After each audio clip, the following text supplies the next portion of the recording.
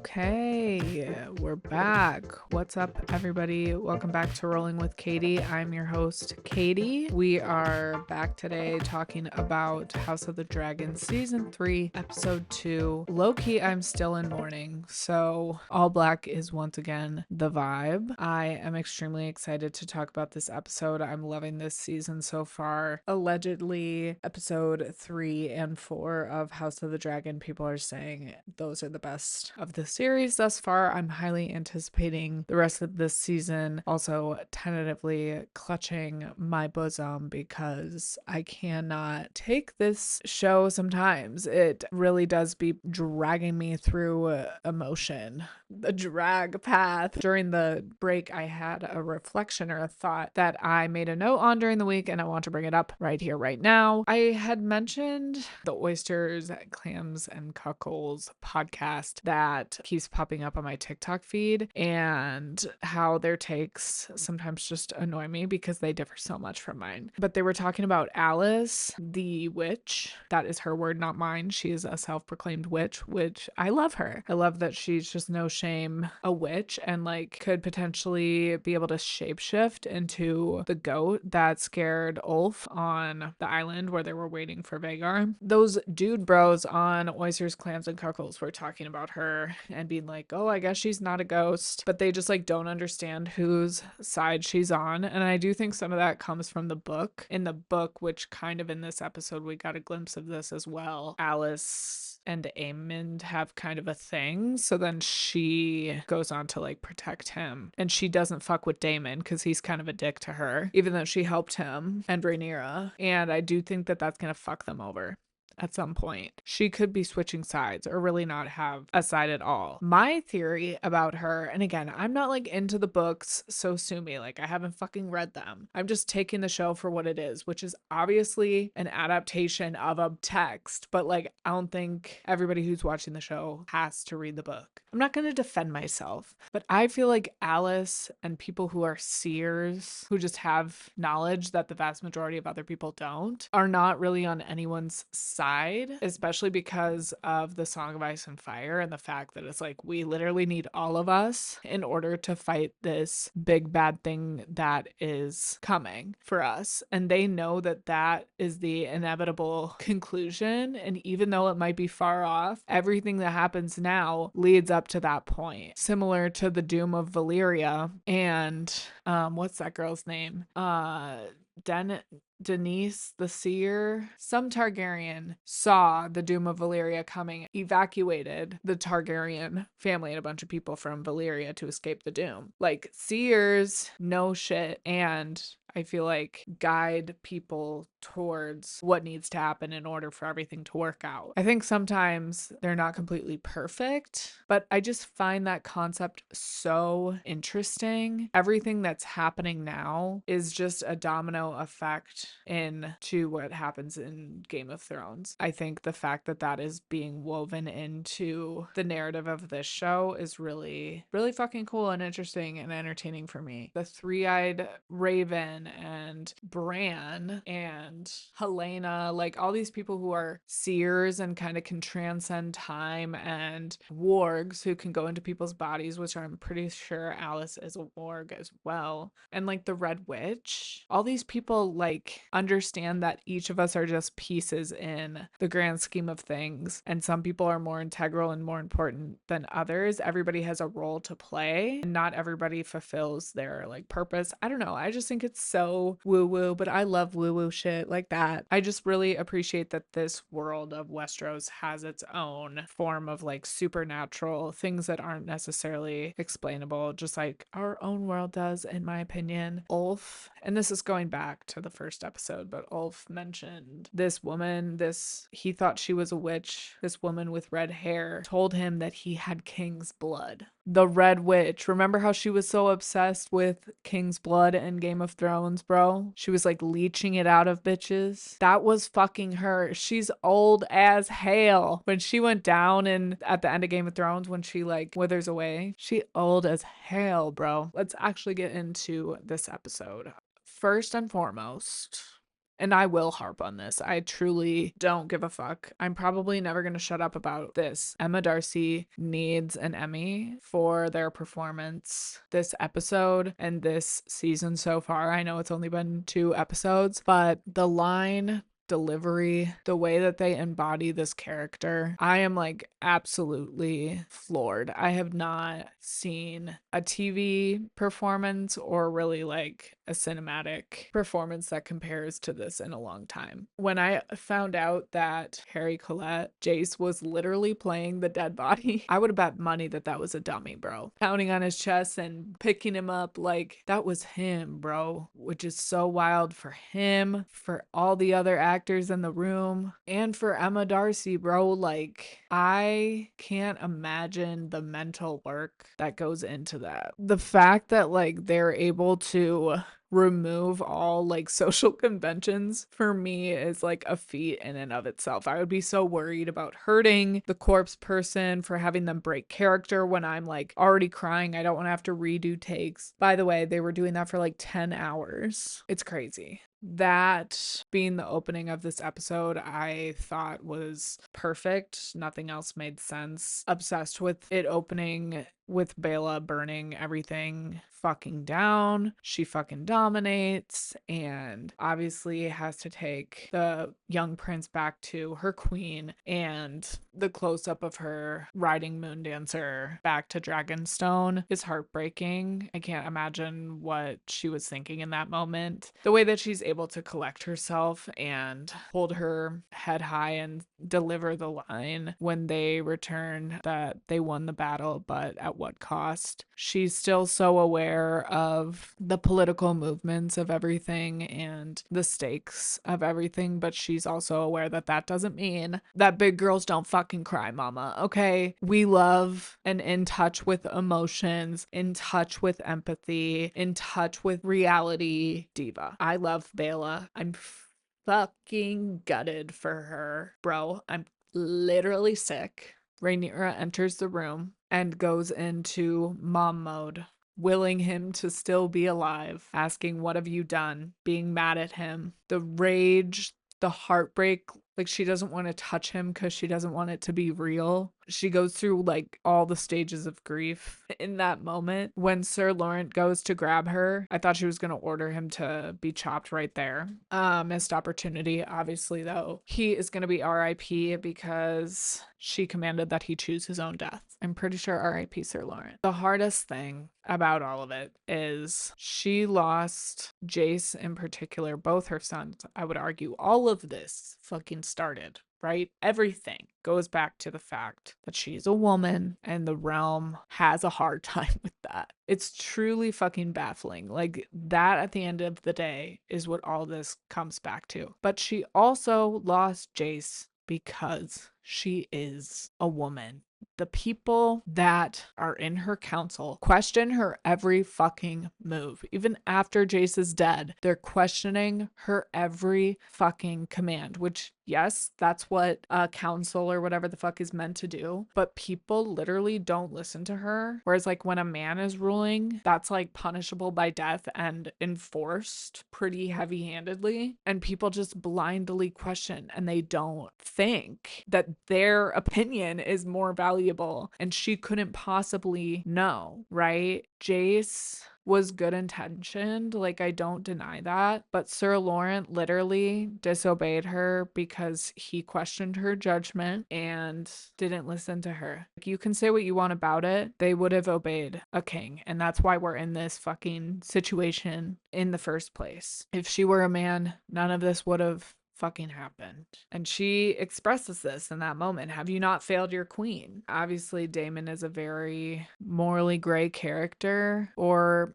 I wouldn't even say morally gray. His morals are questionable at times. He has tendencies to kind of abandon empathy and morality for what is the greater good in his mind. He obviously is a little trigger happy and misguided at times, but I think it's interesting and I loved this moment. Not that I liked him bullying Ulf and Hugh, but when he told them, like, literally, you're not here to think, you're here to do. You are here because of Rhaenyra, because she took you seriously and she took a chance on you. And even they are like questioning her commands and going against what she tells them to do. For Daemon, he's like, okay, I'm about it now. I had my whole situation at Harrenhal. I had my whole come to Jesus moment. I am now about it. Also, he has the dream, the Song of Ice and Fire, fueling him as well. Like, he got a little spooked. Again, it was needed for him. He's kind of trying to hold his fellow men accountable, I think. That might be a stretch, and I might be giving him way more credit than he deserves. When all is said and all is done, that man's about it, okay? So I'm about him, because at the end of the day, it's all about my girl, my queen, my Shayla.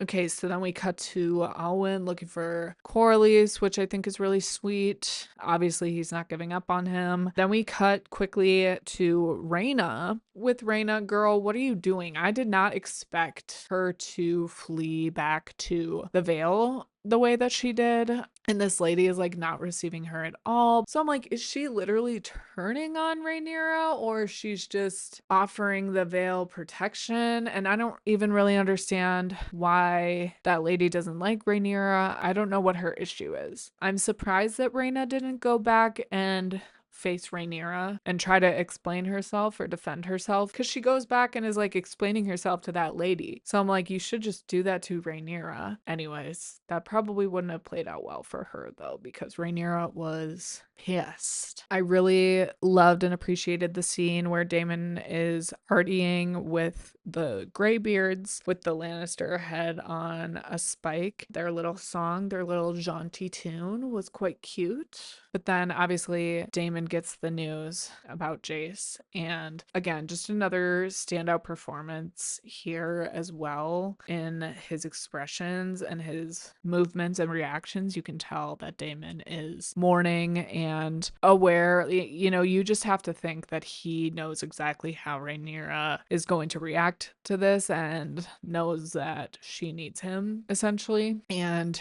he chugs the rest of his drink, and you get the sense that this is going to fuel him to truly take shit to the next level, and he's going to go for blood for his girly pop. I think he was such a standout in this episode. Michaela, if you're listening, you're fucking welcome, bitch.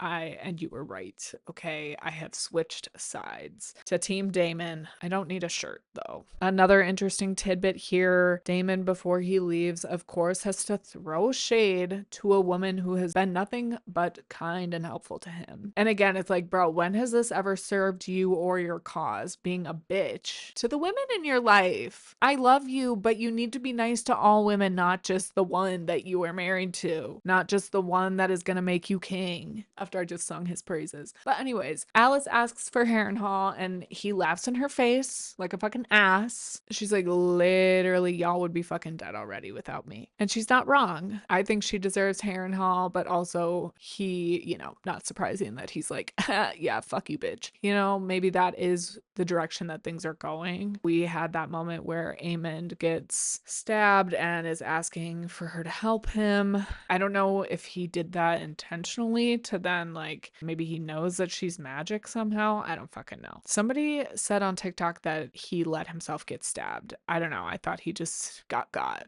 And that was embarrassing for him. But anyways, maybe that's where this is going. Perhaps Alice is going to heal Aemond and they're going to be the creepy fucking Tim Burton ass couple that rules Harrenhal, and he gives her Harrenhal subsequently by like marrying her or some shit. I don't know. And that would kind of, it sounds like, align with how the books play out, sort of, with things kind of leading up to it differently. So we'll see. Last thing about that, she she tells Daemon to go home and not come back to the Riverlands, and she also has prophesized that he will die there. So I have a feeling that the next time Daemon returns to Harrenhal, it will not be a good situation. I hope that he doesn't return to Harrenhal for a good long while, because I do Lilas. Another standout Bela moment, we cut back and our sweet girl is helping Alwyn look for Lord Corlys. She is like, my grandpa is a bad fucking bitch and people always think that he's dead and he never is. So we're gonna look until we at least find his body. And she refuses to believe that he's dead. Love her for that. Again, I feel like we learn so much about Bela's character, like her moral character and just the type of person that she is. And all of these scenes that we're getting of her, I'm living for it, loving that she is a more integral part of the show as it goes on. But also I'm like, y'all are chatting and this man is fucking on his deathbed, and Alwyn is really just, he's got to be a Cancer or something. Like, boo boo boo boo. I get it, right? I get it, but Bela is just such a sweetheart, kind of putting out an olive branch to him. I also really appreciated the small moment of Alwyn seeing Adam ride a dragon for the first time and the look on his face, a mixture of pride and also, I think, concern and fear for his brother. Obviously, I think it's sweet that Adam was there helping them look, and he eventually does spot Corlys and the water is like lapping up against him. It's like, oh fuck, get him. That's what I was talking about. You guys were talking. He's fucking, the water coming up over his mouth. The tide is rising. Somebody get this man. Oh my gosh. Get him. He's fine. Next shot, he's fine. Sitting upright, just like, well, shit. He is. He's a fucking trooper. Refuses to die, and I respect it. We have our comedic relief duo.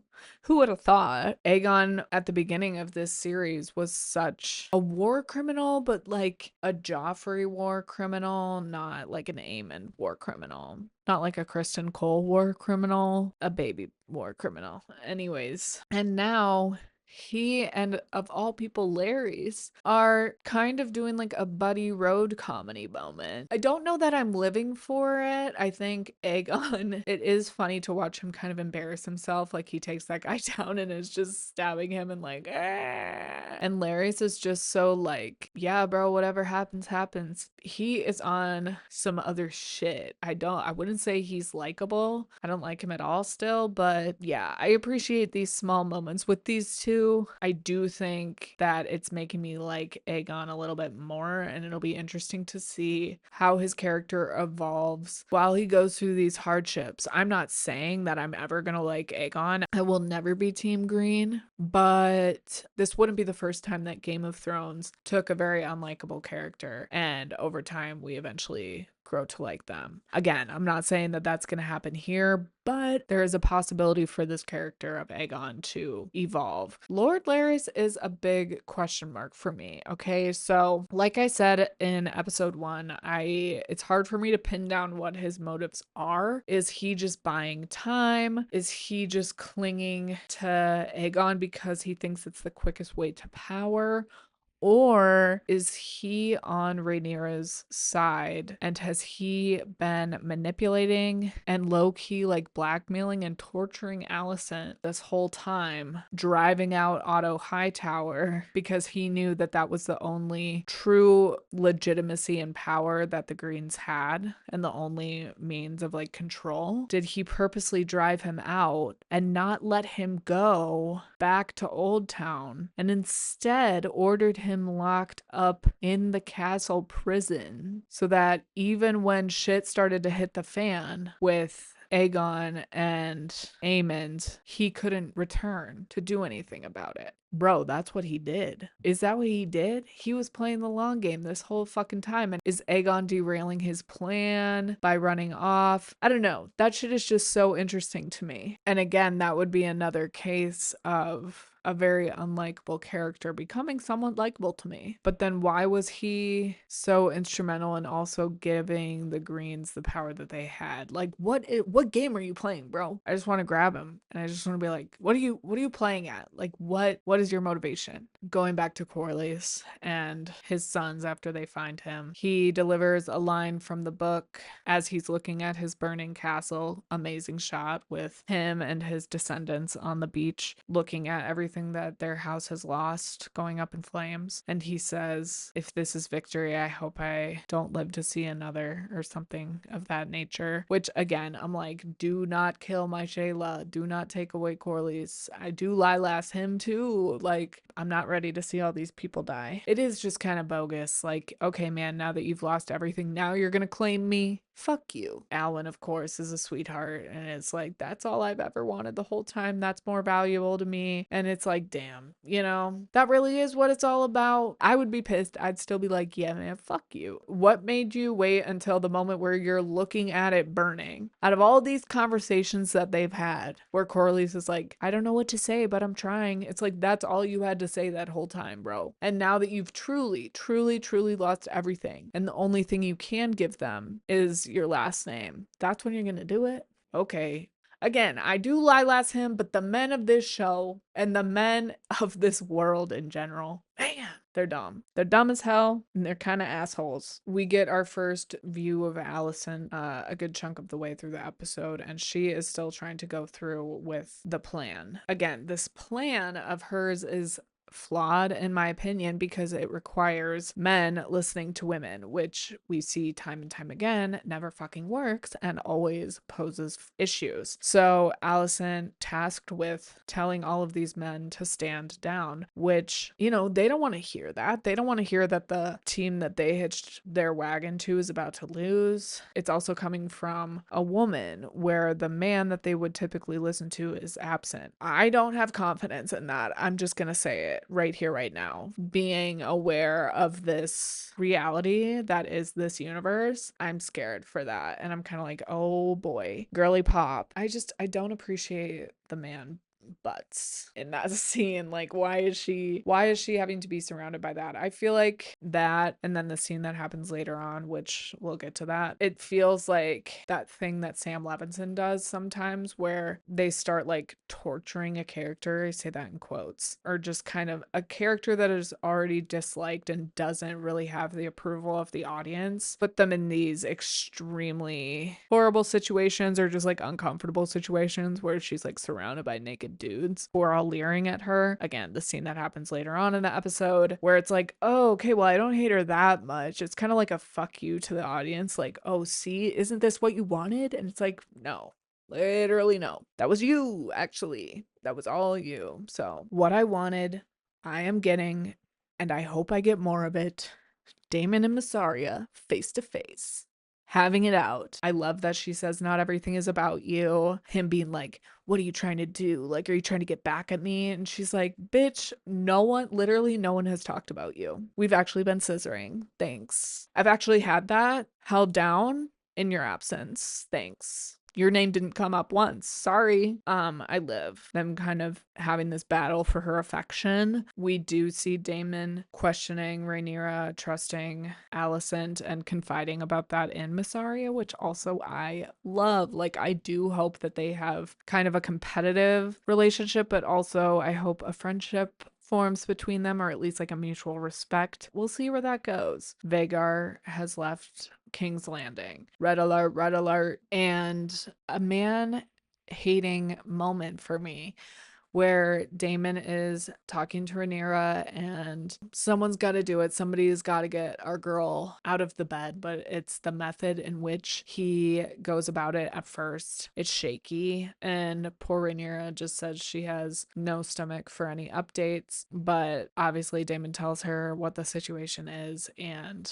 it's like, well, shit, I guess Alicent was telling the truth, and things are finally starting to go a little bit to plan. And I'm like, tentatively, really hip hip hooray about it. Her, again, just gut-wrenching, heartbreaking line of, my sons who used to cling to my dress or something are dead so that I may sit a throne of swords. That line feeding into how the rest of this episode plays out. Everything about Emma Darcy's performance, and also the costuming and the makeup that made them look so sullen in this episode, and almost like wearing the grief of this character in the mourning that Rhaenyra is going through is so well done by everyone involved. I'm genuinely moved by it. The other thing I want to mention about this moment before we move on is Rhaenyra commands Daemon to find the dragon and the rider who are responsible for Jace's death, and commands them to be killed, basically. So that is crazy and interesting because it's literally his own daughter. So, girl, that's gonna be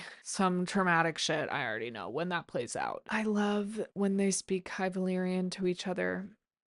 I'm a sucker for it. I love that he's often the one to initiate it. It goes back to the way that they view their family, the acknowledgement that, yeah, bitch, we are better than everybody else. Comes off as arrogant and annoying with him, but she needs that constant reminder. And that's what Daemon is for her, reminding her who they are as Targaryens and who she is as the literal heir to the Iron Throne. Their use of High Valyrian to have their more serious conversations, I fucking love it. I absolutely live for it that he uses High Valyrian to mention the dream, the Song of Ice and Fire, to remind her, hey, I know you're hurting. I know this is ass, but this is bigger than us. We are but a piece in a long story that has yet to play out. It has to be you that sits the throne. We gotta go, diva. Chills. I'm sick about it. Obsessed. I'm gonna say a trigger warning here really quick. I'm about to talk about the scene where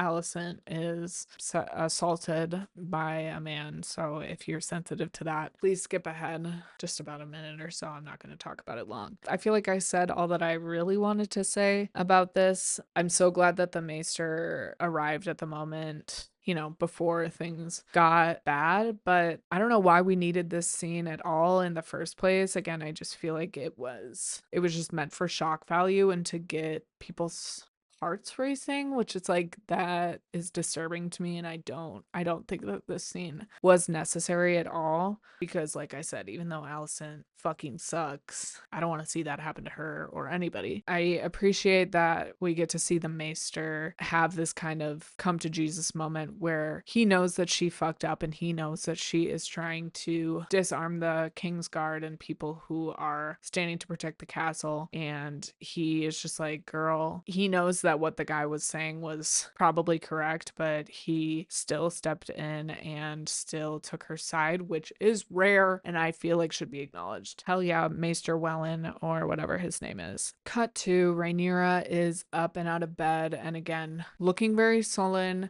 looking very pale, like she hasn't had a lot of sleep, but she's armored up. Her and Daemon are ready to fucking go. Even when her council members are like, no, don't do it. You don't have your army to back you up. Daemon goes, she has me. And they're like, boom. Peace out, motherfucker. We're going to get our shit. I absolutely live. They're like, it smells like a snare. She's like, if it's a snare, I don't give a fuck. I don't got nothing to live for. I'm trying to die. I'm over it. She needs to see it out. She wants to see if she can trust Alicent. I'm excited to see Alicent and Rhaenyra living in the same place again.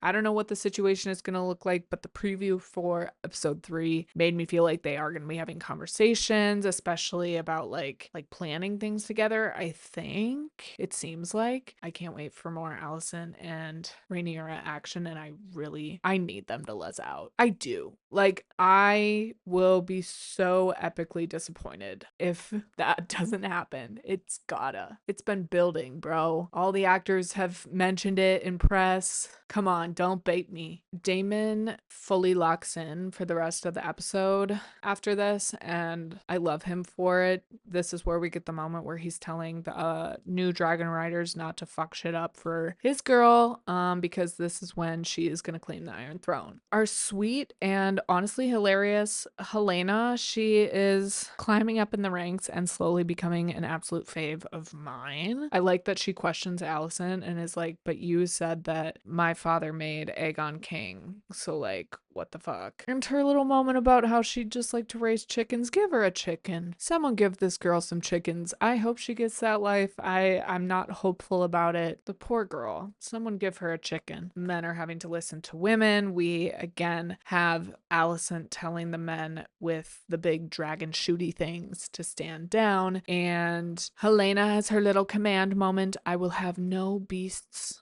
harmed. Put it on a bumper sticker, bitch. That could be her campaign slogan. I would vote for her. I will have no beasts harmed. Slay. Then we have Aemond at Harrenhal doing his war criminal rampage shit, showing up very similarly to how Daemon did, where he basically walked right in and said, I'm claiming Harrenhal. Except this time, Aemond, with his creep ass eye, he's ditched the eye patch. He said, ooh, there ain't no other way. Except he wasn't born this way. But he said, this is me. This is who I am. Take it or leave it. He looks extra scary, like I said. Tim Burton ass motherfucker. And he kills sweet baby Friar Tuck. I don't know the man's name in the show. I think his last name is Strong. That sweet man, rest in peace, kills all these other people. I'm sorry. The one guy that was just like, father. Sorry.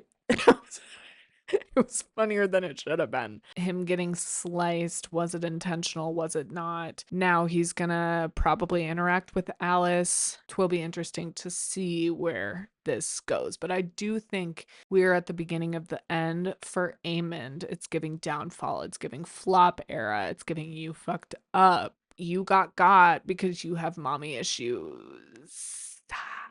Yeah. Anyways, one of my standout scenes of this episode was the dragons arriving in King's Landing. How beautiful, how majestic. We live in an age where digital creators can evoke a feeling of complete awe in the same way that the characters in the show feel when they see a dragon. I am often floored by just what I'm seeing on screen. It's something that goes completely over my head and they make it look easy. It's one of the things that I love about House of the Dragon specifically is all the dragon content we get. I don't like it when they get hurt. I don't like it when they're sad. I don't like it when they die, but I love when they're flying and being majestic. Love that Rhaenyra's first words to the people when she touches down in King's Landing. The eagle has landed. Repeat, the queen has arrived. The first word she says is, do not be afraid. I truly love her, and I recognize no other queen. All others are usurpers. She is my ruler. Her and Daemon, like I said, he is just completely locked in. He was in badass mode, fully just killing all them bitches. He takes on like 8 people at a time and them just strutting through these halls. Like, this is our house, motherfucker. Get out. And him just being like, Your Grace. Girl, I am giggity gagged at how good they look. Just strutting through these halls in their all black armor. Little pokes of red. Completely eating. You know that Daemon was ready to take on 40 more dudes when they showed up and surrounded them. But I think the whole bit with Sir Luther and them turning on the Greens and recognizing Rhaenyra because of their relationship that they had with Daemon, it's like she needed him all along, bro. And he does support her when it comes to his strengths. And I just loved that moment, thank God. That was iconic and just a classic Game of Thrones hell yeah moment. We have the iconic, I feel like this line is going to go down in the history of this season. Bring Aegon, the usurper, to me. That delivery with the context now, that is why it will go down in history. So fucking strong. so fucking good. Emma Darcy's facial performance, I don't know if this like a technical way to talk about this, but their delivery of, to me, they need to be studied for like their performance in this episode in particular. I'm on the edge of my seat to see them the rest of this season. They have me extremely excited about the show with their performance alone. I can't stress that enough, and I won't be shutting up about it. I simply refuse to shut up about it. So, justice is finally delivered, and I hope that this motherfucker rests in fucking hell. Otto Hightower finally meets his end in this episode. I love that he is paraded through the Great Hall and he says the line, "No more than I expected," because at the end of the day, he is a pompous asshole bitch, but he also knew that this is what was going to happen. When Aegon kicked him out and removed him his hand, he knew that these people could not survive without him, and apparently so did Lord Larys,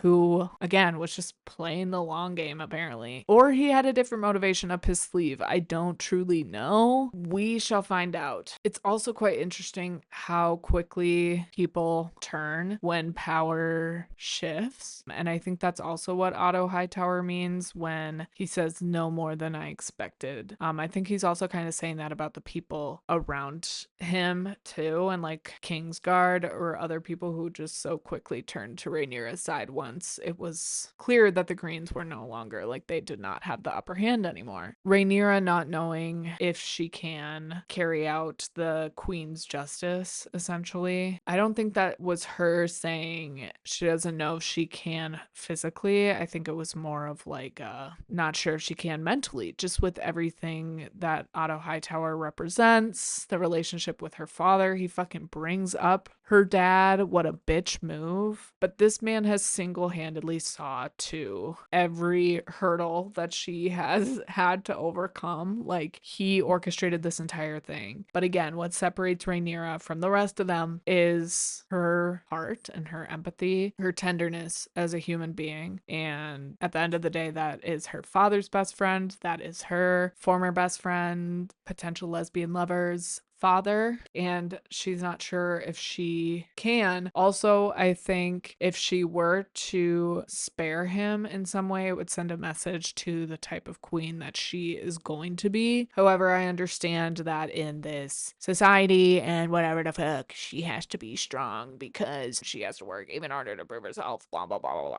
Daemon tells her this is the moment you become queen. I saw some comment on TikTok that stuck with me. It was like, I hate that she is sad and in so much despair when she finally takes the throne. Like, it's less satisfying. And it is, like, it does suck. But at the end of the day, I think that is the point. It goes back to that line that she said earlier, my sons are dead just so that I can sit on some throne that a bunch of people don't even want me to sit on because I have a fucking vagina instead of a dick. How many people have died needlessly for this? This is the moment I become queen. Like, I have to kill somebody. It has to be blood and guts and horrible, when her father didn't have to deal with any of that. He had such a peaceful reign because people just accepted him. It sucks so bad. It's not supposed to be like satisfying. I wish it could be. And in a lot of ways it still is. I'm really excited to see her rule and what that's going to look like here in the next couple episodes. The reflection in the blood as she is taking the throne, fucking incredible framing, the bloody footsteps leading up to it, her hesitation.